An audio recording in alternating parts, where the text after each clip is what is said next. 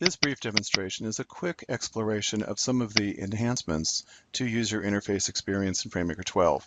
At a glance, you'll see that this gray icon look is very familiar. It's a close simile of what we had earlier in earlier versions like FrameMaker 11 and FrameMaker 10. However, there's more than meets the eye. You're going to see that there's quite a few exciting changes. If you have several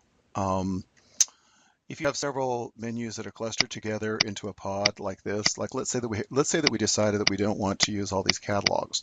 With the previous version, you'd have to close these one at a time. However, you now have a new choice, which is Close Tab Group. And just in one quick flash, that actually gets rid of the entire group. So that's one thing that makes it much easier to use.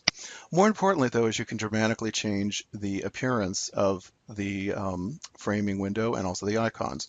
This takes place under the Edit Preferences choice. And under there's General, but under User Interface, you'll see some choices that did not exist before. You can change the user interface brightness from dark to light. You can also change it from grayscale to colored. And you can also decide that you want your icons to be regular or large size.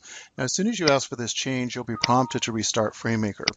For sake of time, I just happen to have a second version of FrameMaker running that already has these choices. And as we bring this up, you'll see that it does indeed look quite different. We have bright, crisp, large icons that will actually allow us to swiftly at a glance tell what the function is. You'll also notice that the menu is just more vivid and easier to read. And then once again, we have got our various pods, which we're going to explore later. So basically, you can quickly custom to allow this to work best on a laptop or desktop or whatever device you're using. So this is just part one of what we can do while we're working in the user interface of FrameMaker 12.